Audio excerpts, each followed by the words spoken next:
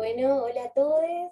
En el marco de la Semana de la Memoria de la Facultad de Trabajo Social y desde la Cátedra Conformación de la Estructura Social Argentina, es que invitamos a esta charla a Cristian Prieto. Cris es periodista, recibido de la UNLP, escritor e investigador, y entre otras muchas cosas, colaboró con el suplemento Soy de Página 12, es autor del libro Fichados, Crónicas de Amores Clandestinos, y tu último libro, Cris, que es el libro El Maricón de los Chilenos, ¿no? Bueno, Cris, hola, y muchas gracias por brindarnos esta charla. Bueno, primero agradecer la invitación. Siempre está buenísimo que en la semana del 24M podamos hablar de estos temas, porque en general todavía aún, aunque para quienes investigamos esta temática, nos parece que hay que visibilizarla, y muchas veces pensamos que en general se conoce. Bueno, no, no es un tema que se conozca mucho, hay que seguir visibilizándolo. Así que cada vez que me convocan para charlar sobre esto, para mí es buenísimo, porque justamente no es un tema que esté en la agenda, digamos, del 24 de marzo en todos lados, ¿no? Así que primero, muchísimas gracias a vos y ahí a la cátedra por la invitación. Bueno, Cris, sí, justamente eso, desde la cátedra pensamos que es importante tu aporte sobre esta temática y sobre la historia, ¿no? De esto de lo que nos comentabas. ¿Cómo surgen estas investigaciones? ¿Con qué te encontraste? ¿Qué nos podrías comentar respecto a esto? Bien, todo surge primero claramente por una cuestión personal en relación a estar vinculado con la cuestión del terrorismo de Estado en mi familia, digamos, ¿no? Primero, antes que nada.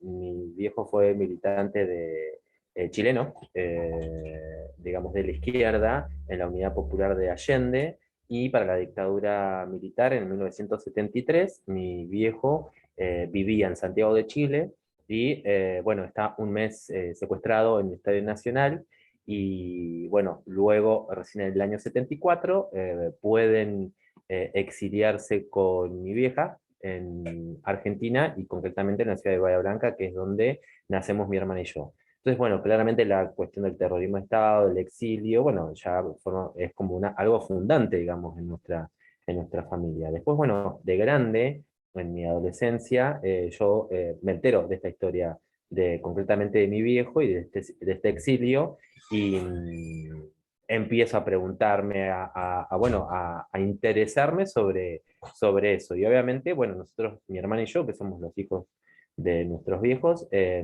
bueno, siempre la cuestión social y política fue muy fuerte en nosotros, digamos, tanto la carrera que hizo mi hermana, la carrera que hice yo, digo, en lo profesional, tienen esa impronta, o sea, muy concretamente lo social. Mi hermana estudió trabajo social en Mar del Plata, y todo lo relacionado a estas cuestiones siempre estuvieron muy presentes. Yo milité desde muy pibito en la ciudad de Bahía Blanca en todo lo relacionado a las cuestiones de memoria, a los organismos de derechos humanos, en cada 24 de marzo armando todas las movidas en su momento. Entonces, bueno, esto claramente en mi vida siempre ha sido un eje importante. Cuando las cuestiones relacionadas a la diversidad sexual en mí se empiezan a hacer tema de militancia, de activismo, ya cuando me fui a estudiar a la ciudad de La Plata, en mis 20, digamos, ¿no? Después de los 20, que empieza a ser un tema, digamos, ¿no? En esto de, bueno, para muchos, quienes nos vamos de nuestra ciudad de donde nacimos a estudiar a una ciudad tan más grande y más diversa como la ciudad de La Plata, la salida del closet, por ponerlo en algún término, ¿no? Nos ayuda mucho no estar en nuestra propia ciudad. Entonces, también, ¿no? Estar en un ámbito como la ciudad de La Plata, que primero tiene la mayoría de las carreras, no como en la ciudad de Bahía Blanca, en otras ciudades como donde la dictadura sacó todas las carreras sociales y humanísticas. Bueno, muchos no encontramos que estudiar en Bahía Blanca. O sea, por ejemplo, yo me fui a estudiar en La Plata comunicación social.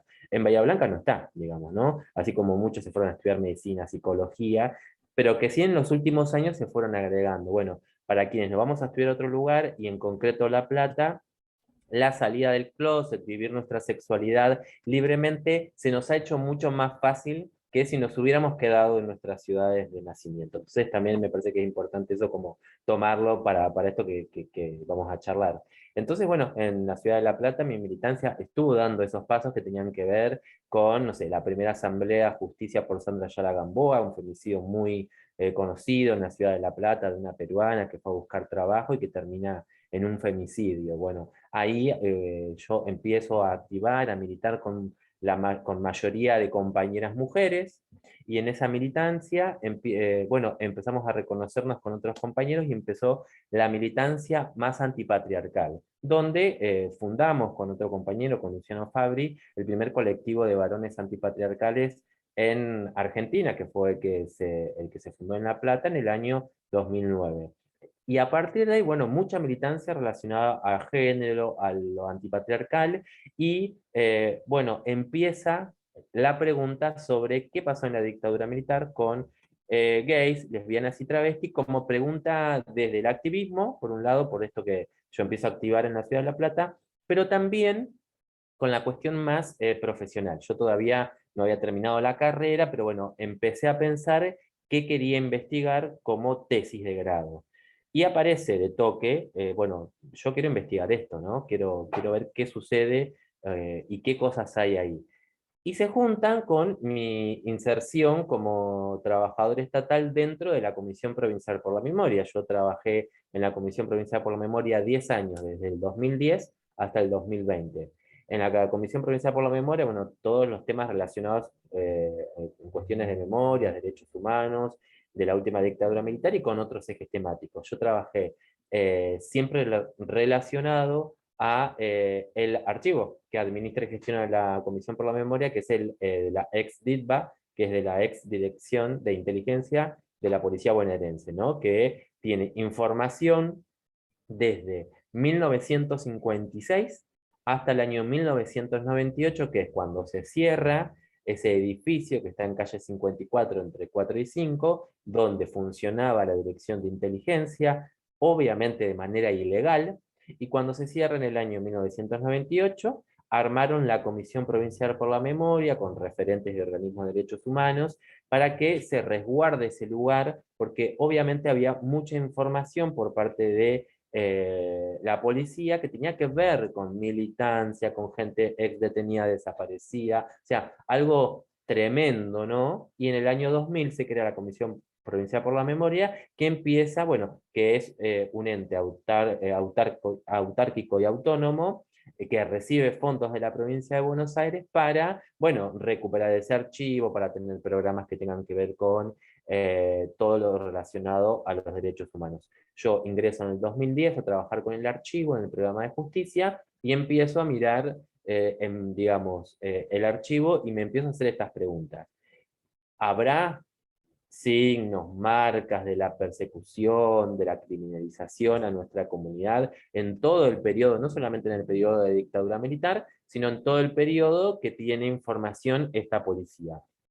Nadie antes lo había hecho, nadie había profundizado, digamos, sobre esa línea, ¿sí? Sobre, bueno, trabajadores perseguidos, sobre periodistas perseguidos, madres, abuelas, hijos, o sea, sobre lo más tradicional, lo pongo entre comillas, entendido en relación a los derechos humanos, pero nadie se había fijado si habían habido gays, lesbianas y travestis perseguidos por esa fuerza en concreto. Empecé a encontrar mucho material, eh, de las maneras en cómo hemos sido llamados y llamadas históricamente gays, lesbianas y travestis, digamos, de las maneras más discriminatorias y peyorativas. Entonces vamos a encontrar como muchísima información con catalogaciones como, por ejemplo, afeminados, amanerados, en relación a las mujeres que tenían una orientación sexual diferente, se las llamaba mujeres hombrunas, marimachos, y también relacionado a toda la comunidad trans y travesti, siempre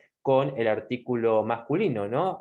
Refiriéndose a los transexuales, los travestis, los trabucos, siempre digamos de manera peyorativa. Y después hay dos conceptos que son como muy paradójicos, paradigmáticos, pero bueno, que son como muy concretos, digamos, de la manera que tenía la fuerza en llamarlos, son pederastas pasivos y pederastas activos, digamos, esta manera de llamar al homosexual varón concretamente, en donde para ellos los homosexuales eran pederastas, ¿no? Bueno, la pederastía sabemos que es un crimen, ¿no? Que tiene que ver con el abuso de mayores a menores, ¿no? Bueno, para ellos muchos de nosotros, los homosexuales o los gays, los llamaban pederastas, que a veces hay que leer muy bien el legajo para ver si se trata de un caso de pederastía concreto o si se trata de una manera peyorativa en llamar a los homosexuales varones. Y después un concepto que por ahí sintetiza, ¿no? Para hablar tanto de varones homosexuales o de lesbianas o de la comunidad trans y travesti, es el de amoral sexual. O sea, para la policía de la provincia de Buenos Aires va a llamar en general a personas que para ellos no entran dentro de la heteronorma como amorales sexuales, digamos, ¿no?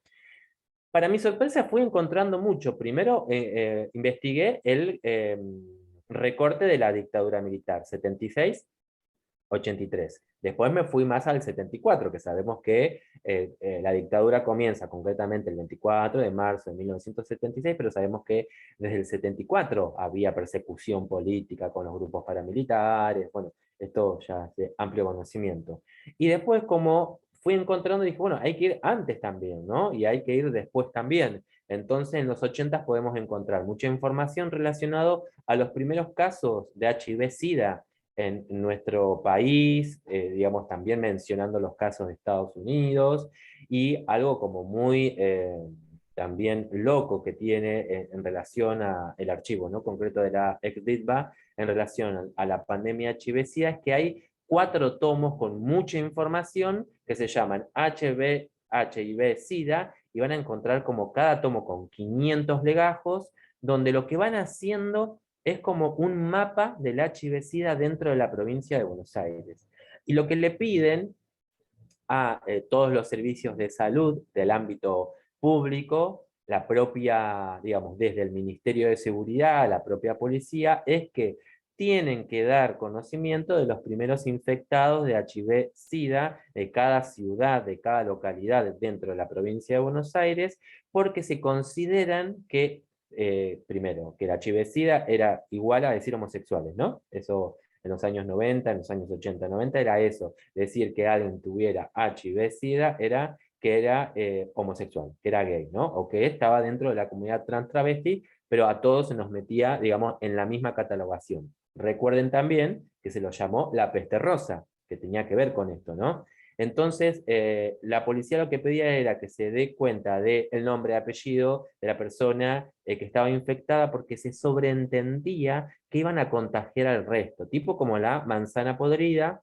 Entonces se pedía, y para tener un registro. Entonces, empiezan a armar tipo como un mapa del HIV-Sida dentro de la provincia de Buenos Aires, y yo recuerdo y siempre cuento de un caso del hospital, a ver si me acuerdo, del hospital de Bahía Blanca, el hospital regional, el hospital italiano creo que era, el regional, bueno, el hospital regional de la ciudad de Bahía Blanca, que en un memorando interno le contesta a la policía diciendo: yo no voy a dar a conocer los nombres de las personas que están infectadas y que estamos atendiendo en nuestro hospital, porque eso forma parte de la vida privada de las personas, y yo no puedo dar a conocer lo que, bueno, nada, una contestación muy atinada, pero en medio de, bueno, de donde un montón de lugares sí contestaban, dando cuenta de las personas, ¿no? Porque, bueno, también había como un modus operandi, digamos, tanto de la policía como del Estado, que parecía que era re lógico que había que dar a conocer esos nombres. Bueno, pero esto que yo cuento era un caso donde alguien responde bien, digamos, con conocimiento de causa, que no se puede dar información de las personas, menos un hospital, digamos, cosas que hoy por ahí las entendemos mejor, ¿no? Que sabemos nuestros derechos, pero que en ese momento se vulneraban, ¿no? Y después hay mucha información también, obviamente, de los años 90, de la situación trans travesti, muy concretamente de la zona roja de Mar del Plata y de la ciudad de La Plata, ¿no? Donde se da cuenta de la situación de trabajo sexual de las compañeras trans y travesti, y donde, bueno, hay mucho espionaje, porque va a ser como la previa todo lo que vamos a ver dentro de los legajos relacionados a la comunidad trans y travesti, de lo que hoy se llama, ¿no? A la travesti como la narcotravesti. Vieron que hoy sí se escucha de, bueno, la comunidad trans que está en situación de prostitución en la calle, en cualquier ciudad, digamos, ¿no? Siempre se la relaciona a lo narco, ¿no? Bueno, acá todavía no existe esa palabra de lo narco, pero siempre se la ve o se la relata desde el lugar donde ejerce trabajo sexual, diciendo que además de ejercer el trabajo sexual y que dan cuenta de cuánto cobra, de cómo se manejan, cuando paran los autos, bueno, y que también suponen que también pueden estar vendiendo droga, ¿no? Mucho de eso dicho por la propia policía, obviamente, ¿no? Y después también mucha información previa a la dictadura militar. Entonces, lo que medio pudimos ir viendo que la persecución hacia nuestra comunidad no solamente fue en dictadura militar, como pasó con muchas personas, con muchos colectivos y organizaciones sociales y políticas, sino que fue tanto en momentos de dictadura como en momentos de democracia. Entonces eso es lo interesante que se puede ver en este recorte de tantos años, del año 56, como decía al principio, hasta el año 1998, que podemos dar cuenta que nuestra comunidad fue perseguida en todo momento. Digo, lo que más se ha visibilizado en este último tiempo es la comunidad trans y travesti, ¿no? Por ejemplo, con el archivo de la memoria trans de Argentina, en donde ellas dicen, bueno, para nosotras la democracia recién empezó en el año 2012 con la ley de identidad de género, porque ellas antes su identidad estaba totalmente criminalizada. Entonces, ir a la calle, salir a la calle, significaba que las metieran presas. ¿Por qué? Porque existían los edictos policiales que las criminalizaban. Los edictos policiales tenían 3 puntos muy importantes por los cuales las llevaban presas. Primero, se las llevaban presas porque consideraban que estar vestidas con ropas del sexo opuesto era una contravención por la cual se las llevaban presas. Entonces, presuponían que estas personas eran de un sexo y se vestían con ropas del sexo opuesto, digamos, mucho del ámbito del prejuicio, claramente, ¿no? Porque hoy no podemos considerar que la comunidad trans y travesti se esté vistiendo con ninguna ropa de otro sexo porque es una identidad de género diferente, disidente dentro de la heteronorma, ¿no? Pero bueno, los edictos policiales significaban eso. También había otro punto que tenía que ver con ofrecer sexo en la vía pública. Obviamente se volvía a criminalizar el trabajo sexual de las compañeras travestis. Y después también había otro edicto que tenía que ver con el carnaval, vieron que tenía que ver también con vestirse de manera exuberante, ¿no? Eran esos tres que funcionaban, los edictos policiales tenían que ver con las policías provinciales, o sea, cada provincia tenía sus propios edictos y que no eran herramientas judiciales y que vinieran de la justicia, sino que eran, eh, ¿cómo se llaman? Herramientas de las propias policías. Entonces no pasaban por un proceso judicial. La propia policía de cada provincia lo ejercía, digamos, a su gusto y piacere, porque podía tener a compañeras durante casi meses, digamos, ¿no? Dentro de los calabozos, en donde también, obviamente, habían coimas, o sea, muchas de las compañeras que vivían, y la mayoría, ¿no? El 90%, 95% del trabajo sexual, como sucede hoy aún, ¿no? Tenía que pagar la posibilidad de poder ejercer el trabajo sexual en la calle, ¿no? Sabemos que la convivencia de la policía con la comunidad trans y travesti tiene que ver con eso, la posibilidad de existencia, de trabajar en la calle, entonces sabemos que hay una coima que se paga siempre, y bueno, también es dinero de caja chica, ¿no? Para las policías. Entonces, bueno, todo eso realmente había información en el acervo documental que hoy administra la Comisión Provincial por la Memoria y que es el archivo de la ex-DITPA. Entonces, bueno, con eso se pudo dar más luz a esto de que siempre supimos, ¿no? Por relatos de muchas travestis, de muchas maricas grandes, de muchas lesbianas también, de la persecución en los peores años de la dictadura, pero también en momentos democráticos, ¿no? Porque, bueno, decimos, en el 85 se logró la democracia en nuestro país, pero a las maricas las siguieron persiguiendo por estos mismos, ¿no? Por estos mismos edictos, por también el propio prejuicio, digo, también dentro de las propias organizaciones políticas y sociales, en los 70, en los 80 siempre hubo mucho prejuicio, digamos, esta visión machista también de la propia vida, de la propia historia también, donde existe esta, no sé si llamarla contradicción, pero en donde dentro de la categoría de detenidos políticos,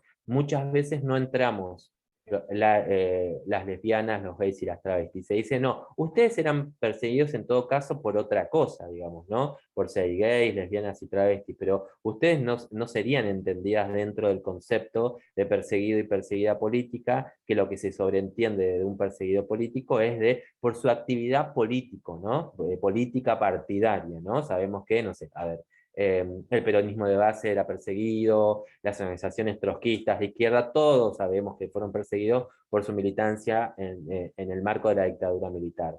Pero muchas veces no se nos considera en la misma línea de ellos, por eso esta discusión cuando se habla de los 30.400, ¿no? Que Yo te iba a el preguntar, 400, la claro, discusión de los 400. exacto. Hay que recordar que los 400, les 400, es el número que nos deja Carlos Jáuregui, un militante y activista LGTBIQ, el primer presidente de la comunidad homosexual argentina, eh, que él en una entrevista con el rabino Marshall Meyer, que estaba dentro de la CONADEP fue el grupo que se dedicó a investigar las desapariciones durante el terrorismo de Estado, que es el libro que se llama Nunca Más, que es histórico, digamos, y donde Alfonsín cuando asume es histórico de Nunca Más, y cuando los jueces hacen el juicio a las juntas militares, terminan con bueno, queridos jueces, nunca más, esto no puede pasar. Bueno, Carlos Jauregui le pregunta al rabino Mayer Meyer, que estaba dentro de la CONADEP, le pregunta si habían encontrado testimonios sobre homosexuales desaparecidos en la última dictadura militar, y lo que él le contesta es que sí, que tenían hasta ese momento, estamos hablando del año 85, 86 y 87, de que sí, habían encontrado 400 testimonios relacionados a homosexuales desaparecidos, pero que por presiones del ala de la Iglesia Católica Argentina, que también formó parte de la CONADEP, de la Comisión Nacional de Desaparición de Personas, se había decidido no publicarlos como un apartado específico de homosexuales, ¿no? Por la visión ortodoxa, homofóbica de la Iglesia Católica, pero que sí se sabía, y que se sabía del ensañamiento que se había tenido en relación a los homosexuales. Esto aparece publicado en el libro de Carlos Jáuregui, que se llama Los homosexuales en Argentina, en el año 87, y aparece esta cifra icónica de 400. Claramente, las primeras cifras también de los aparecidos en el año 85 no eran de los 30.000, se fue construyendo esa cifra con el correr de los años, ¿no? Cuando aparece el Nunca Más había, no sé, 10.000 nombres desaparecidos, entonces hoy consideramos que la cifra de 400 también es icónica, no es que fueron 400 y solamente 400, ¿no? Pero bueno, claramente esa es la cifra que nosotros intentamos visibilizar para dar cuenta de esta problemática en cada fecha que tiene que ver con el pedido de justicia y memoria en relación a los desaparecidos en clave LGTBIQ. Entonces, a partir de eso es que también empezamos a visibilizar la cuestión de gays, lesbianas y travestis. Les comento que tengo un gatito, por eso miro para abajo y trato de Está ahí. que está ahí. Pero bueno, por eso ese número, ¿no? Entonces, también explicar de dónde nace el número y que significa siempre visibilizar y que no significa, por lo menos de parte de nuestro activismo LGTBIQ, poner en cuestión la cifra de los 30.000, ¿no? Porque muchas veces también vieron que el negacionismo en nuestro país, la derecha en nuestro país, ha puesto en jaque los 30.000. Bueno, nosotros cuando le agregamos les 400, y vieron que siempre cuando hay un 30.400 y los 400 se ponen con los colores de la diversidad, es para visibilizar esto, no es para poner en cuestión el número de los 30.400. Eso bueno, para que sepan, ¿no? Bien. Cris, ¿y qué significa esto de construir una memoria disidente? Algo que es muy recurrente en tus charlas y en estas cuestiones, bueno, hay que construir una memoria disidente. Tiene que ver con, bueno, lo contesto con otra consigna, pero para explicarla, ¿no? Nosotros siempre que hablamos de la memoria decimos, la memoria no es un privilegio heterosexual. lo decimos, la memoria no es un privilegio cis heterosexual. Pero esto quiere decir con que la memoria también se ha construido con parámetros del patriarcado, ¿no? Recordemos que si hablamos, no sé, de la memoria del 24M, muchísimos años, los primeros 20 años como para poner un número, ¿no? Se conmemoró las biografías de los varones militantes, ¿no? De los varones y con grandes, y con esta visión heroica de, ¿no? De los varones que dieron la vida, de que fueron detenidos, muchos desaparecidos, que se hablaba de la militancia de cada uno de ellos, pero se hablaba de los varones porque seguíamos, digo, en los años 90, cuando se cumplen los primeros 20 años de golpe de Estado, en el año 96, que yo era pibe, bueno, se hablaba de los militantes, entonces se hablaba, no sé, de Carlos Mujica el cura, de Angelelli el otro cura de La Rioja, de un montón de otros referentes, digo, no nombrarlos sería interminable. Pero se hablaba de los varones, porque había una mirada muy machista en ese sentido. Y relativamente hace poco tiempo se está hablando de las memorias de las mujeres, por ejemplo, de las mujeres guerrilleras o de las mujeres montoneras, o antes se hablaba de la compañera de tal referente, y esa compañera también había sido tan militante como ese varón, ¿no? Entonces, bueno, la propia construcción de la memoria también ha tenido esos parámetros de la heteronorma. Hace poquito, hace 10, 15 años como mucho, se habla de las mujeres. Y hace relativamente poco también se está hablando de las disidencias. Por eso decimos que tenemos que construir urgentemente estas memorias disidentes, que claramente no van a ser iguales a la memoria de esos hombres y mujeres que militaban en las organizaciones políticas durante el terrorismo de Estado. Claramente va a tener que ver con otras cosas, ¿no? La memoria de nuestras maricas, y como mencionamos muchos y muchas de nosotras, de nuestras ancestras, como las llamamos, va a tener otras aristas, porque las memorias de estas maricas van a ser estas que eran detenidas por los edictos policiales, de estas compañeras trans y travestis eh, que ejercían el trabajo sexual y que eran llevadas a los calabozos, para muchas veces hacer el trabajo sexual dentro de los propios lugares de detención, y muchas veces también para hacer como la mano de obra barata dentro de estos centros clandestinos de detención,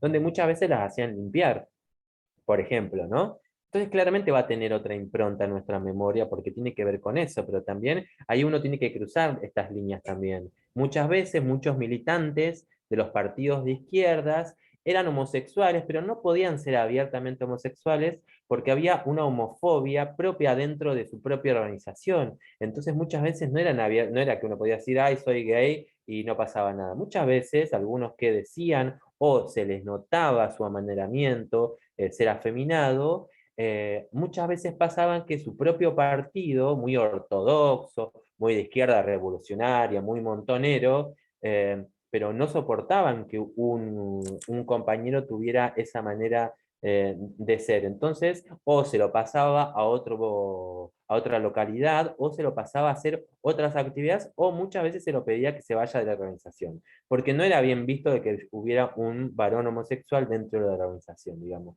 Y esto tiene que ver con un revisionismo que hay que hacer urgente, ¿no?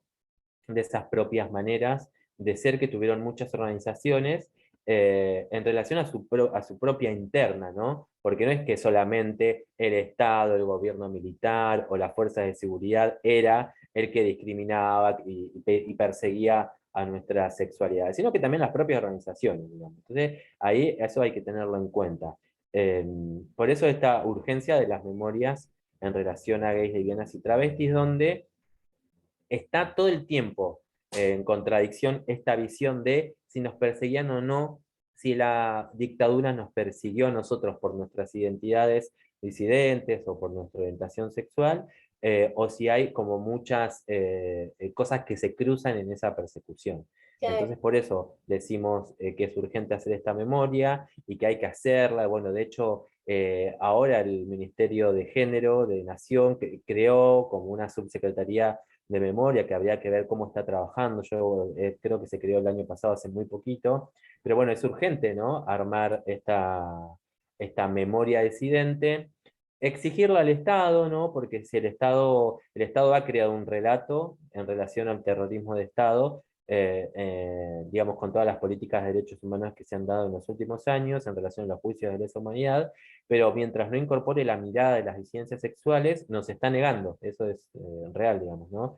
Porque en cada 24 de marzo no vemos levantar, digamos, la bandera de la diversidad sexual para dar cuenta de qué pasó con nuestras biografías y con nuestras historias, ¿no? Mientras no se diga nada, se niega. Y por parte de los activismos, bueno, no hay una visión tampoco unificada en relación al periodo, en donde muchos tenemos nuestras ideas en relación a la temática. Entonces, bueno, nos queda mucho por recorrer en relación a esto, a cómo construimos las memorias de las disidencias sexuales, en relación a lo que dice el Estado o no.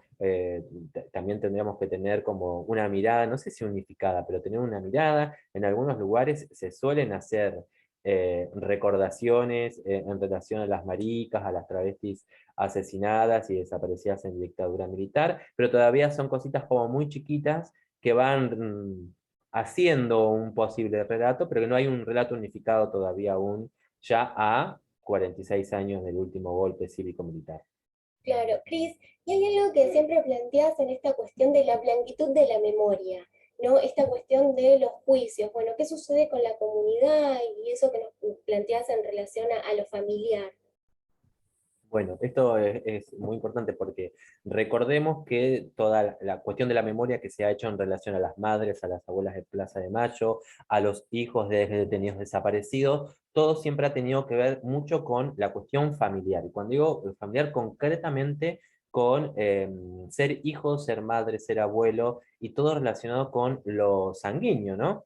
De hecho, vieron que cada vez que se intenta recuperar a los más de 500 nietos de ex detenidos desaparecidos, bueno, hay una prueba de ADN que tiene que ver para ratificar de, bueno, quiénes fueron sus padres, para, bueno, poder armar la cuestión identitaria. En relación a nuestra comunidad, no es lo mismo. Primero porque en general a las maricas, y cuando hablo de maricas también me refiero a las travestis, ¿no? Porque hoy conocemos que su cuestión identitaria tiene que ver con lo trans y lo travesti, pero que en su momento las maricas eran tanto los varones homosexuales como las propias compañías trans y travestis. Por fuera quedan las lesbianas porque también las lesbianas han estado más invisibilizadas aún, ¿no? Que los varones homosexuales y que las travestis. Pero en general cuando uno se refiere a maricas y habla de ese, estamos ahí un poco unidas en eso, ¿no? Pero bueno, recordemos que las maricas, por ejemplo, la comunidad trans travesti, es expulsada de su casa cuando son muy chicas de edad, ¿no? 13, 14, 15 años, ¿no? Porque no se entiende su cuestión identitaria, la propia familia las expulsa, ni hablar del sistema educativo. Entonces, desde muy chiquitas están enfrentadas a estar en la intemperie, de ejercer el trabajo sexual o en muchos casos la prostitución desde muy pequeñas para poder subsistir. Entonces, la pregunta es por quién está buscando a las maricas desaparecidas en dictadura militar. Nadie, no hay familiares buscando a esas maricas. Entonces, cuando nosotros nos ponemos en ese lugar, porque fueron expulsadas, fuimos expulsadas desde muy chiquitas de nuestro entorno familiar, nadie de su círculo familiar relacionado a la cuestión de la sangre las está buscando. Las estamos buscando nosotras, que somos hermanas de comunidad, pero no hermanas de lo consanguíneo.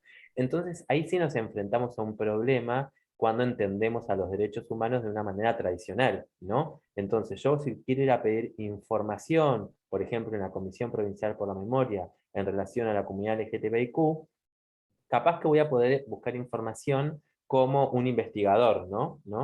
Pero no puedo pedir información sobre determinada persona porque vos tenés que ahí comprobar tu relación consanguínea. Si yo, Cristian Prieto, quiero pedir información a ver si mi papá o mi mamá estuvieron perseguidos por la policía bonaerense, ahí sí lo puedo hacer porque me hacen firmar una forma dando cuenta de que yo soy hijo de Gilberto Prieto, de mi mamá, de María Eugenia Carrasco, y me hacen firmar una forma, me hacen entregar DNI, y doy cuenta de que esa información que me van a entregar, si es que existiera información, me lo están dando a alguien que tiene una relación. Bueno, en relación a nuestra comunidad no, porque yo voy a pedir por las travestis de determinado lugar, por la marica tal, y no tengo una relación familiar consanguínea, tengo una relación de militancia, de activismo, y ahí, bueno, claramente hay que ver de qué manera se puede cambiar eso, porque estaríamos en problemas de hacerlo de la misma manera que hicieron las madres, las abuelas, los hijos,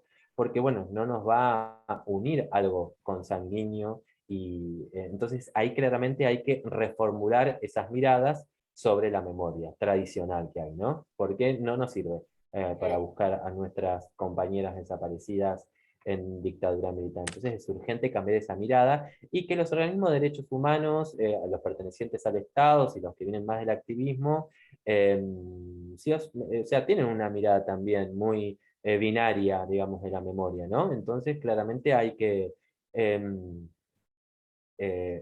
hacer el esfuerzo de mirar con otros ojos eso, ¿no? Y yo no sé si estos propios organismos de derechos humanos van a cambiar esa mirada. Claramente cambian porque, bueno, nuestra mirada cambia y nuestra mirada cambia en exigir políticas que nos visibilicen. Entonces, capaz que en ese diálogo, en esa construcción, que no es un diálogo, eh, muchas veces es un diálogo fraterno, a veces no, y a veces yo me quedo con una frase que siempre me queda de la directora del Museo de la Memoria Trans de Argentina, que es María Belén Correa, es que muchas veces entramos a los empujones en la historia. Es así, ¿no?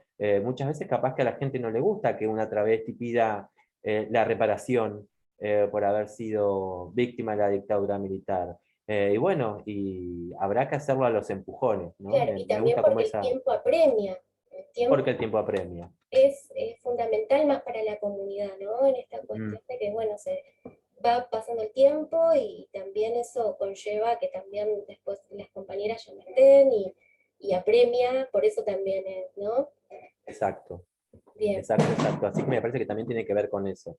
Pero bueno, es un desafío que me parece que el año pasado, cuando se cumplieron los 45 años, que era como un número cerradito, yo, junto con otros compañeros que venimos investigando esto, decimos, bueno, pensemos de acá como mínimo a 5 años, cuando se cumplan los 50 años del último golpe cívico-militar en nuestro país, ¿cuánto hemos avanzado en poder decir a ver qué pasó con nuestra comunidad LGTBIQ durante la dictadura militar? Tenemos que llegar con algo, no sé, ¿no? Con presión al Estado para que nos visibilice. Esto no porque yo pienso que el Estado nos va a garantizar todo. Yo no tengo esa mirada. Por ahí otras organizaciones sí. Pero digo, el Estado algo tiene que decir. No está diciendo nada ahora. Entonces, cuando se cumplan los 50 años, tenemos que llegar con alguna mirada más o menos colectiva para exigirlo al Estado, si nos parece que le tenemos que exigir algo al Estado, o para decir, bueno, ¿qué estamos pensando sobre esto? ¿No? No sé, en otros momentos históricos, digo, salvando todas las distancias políticas y geográficas, ¿no? No sé, en la Cuba socialista también se persiguió a la homosexualidad, ¿no? Y estamos hablando de una revolución socialista, en la revolución cubana.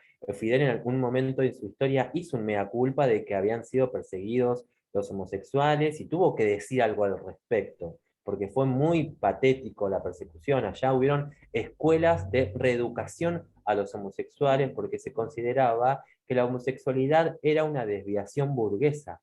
Entonces lo llevaba a lugares donde estaban no solamente los homosexuales, que se los llamaba los pájaros, se los llamaba como, decir, como un término peyorativo, ¿no? Como decir marica, bueno, se utilizaba el término de los pájaros.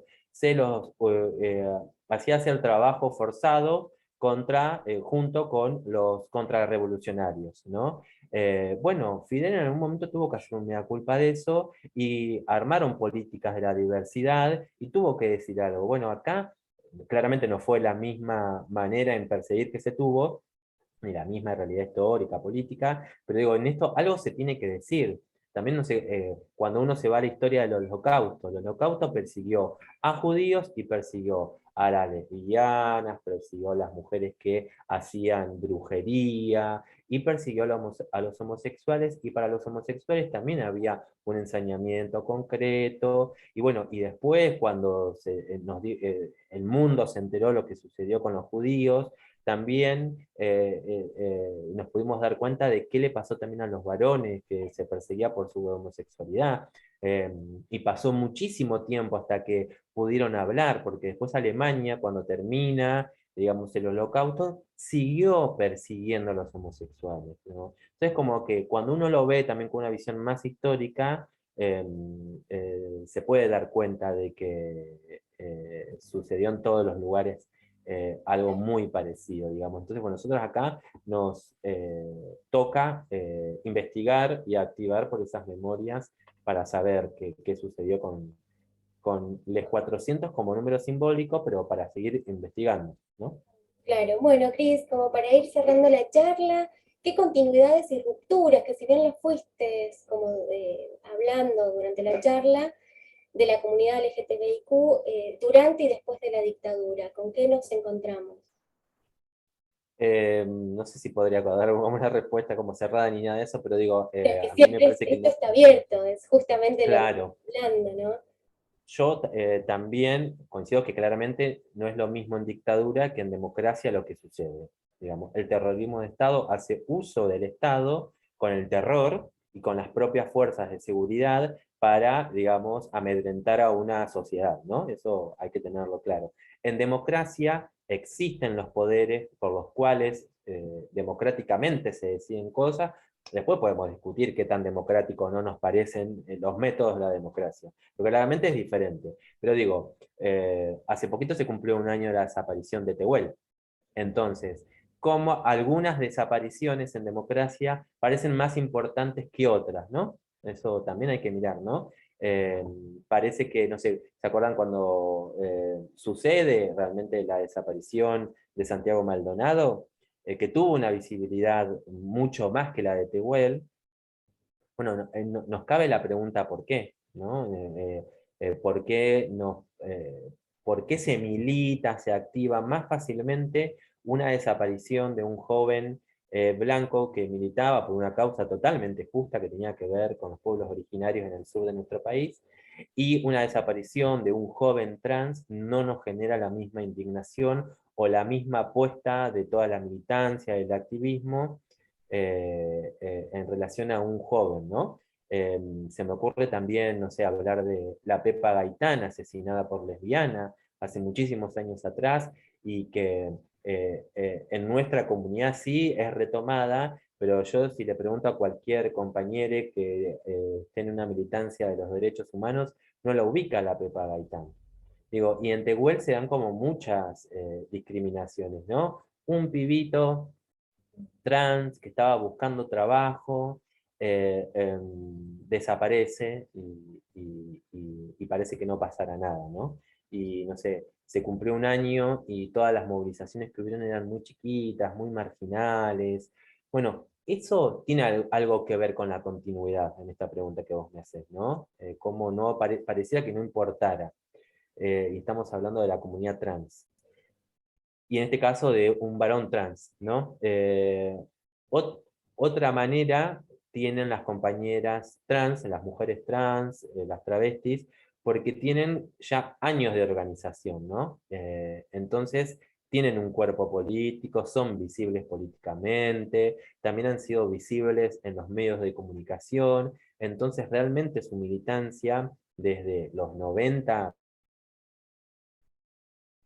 Hola, Gris. pero mucho antes también, pero de los 90 se conforman como más un colectivo más concreto y por eso tienen esa visibilización. Entonces, digo, bueno, me parece que un poco de las continuidades tiene que ver con eso, mirar que por qué es más importante una desaparición de alguien heterosexual que alguien que forma parte de la comunidad, tiene que ver también con este presente también que tiene mucho que ver con eso. Bueno, y después sería otro capítulo aparte, hablar de todos los crímenes de odio hacia nuestra comunidad, ¿no? Las travestis, homosexuales, que realmente cuando mira las cifras en Latinoamérica son realmente preocupantes, ¿no? No sé, el crimen de Diana Zacayán, una activista muy importante en nuestro país, ¿no?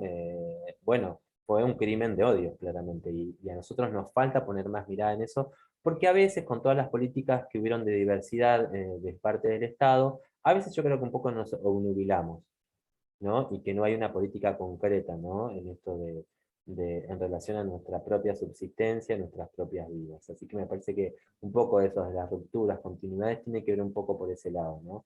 Cuán resguardados o no, resguardades o no estamos de ser víctimas o no de estos crímenes de odio.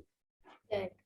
Bueno, Cris, te agradecemos mucho por esta charla, por tu tiempo, por tu predisposición y siempre es un placer escucharte y los aportes que nos das y las discusiones que nos vas dejando para seguir trabajando. No, muchísimas gracias a ustedes y siempre el espacio es bienvenido donde podamos meter esta cuestión. Así que muchísimas gracias y ojalá dé para la discusión y que puedan debatir y nada, que es muy importante. Y siempre, también cuando es por parte de la universidad, siempre es muy bueno discutir el rol profesional, ¿no? De quienes estudian en las unidades académicas, me parece que es muy importante. Y muchas gracias. Bueno, adiós. Adiós.